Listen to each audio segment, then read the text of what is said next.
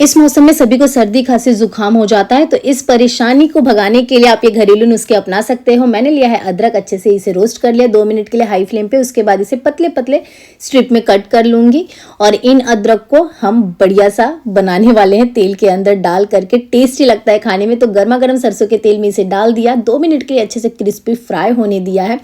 और अब इस अदरक को जो है हम डालेंगे इसके अंदर हनी यानी कि जो शहद होता है वो डाल दिया है मैंने 1 बड़े चम्मच के करीबन, और तुलसी पत्ता डाला है, साथ ही में काली मिर्च पाउडर डाल दिया है। मैं बहुत कम क्वांटिटी में बना रही हूँ, आप इसे ज़्यादा क्वांटिटी में बना के स्टोर करके रख सकते हो। थोड़ा सा हल्दी पाउडर डाला है और फिर से इसे 2 मिनट के लिए पका लिया हनी और तेल के साथ अदरक को, और कुछ इस तरीके से ये तैयार हो जाता है। खाने में टेस्टी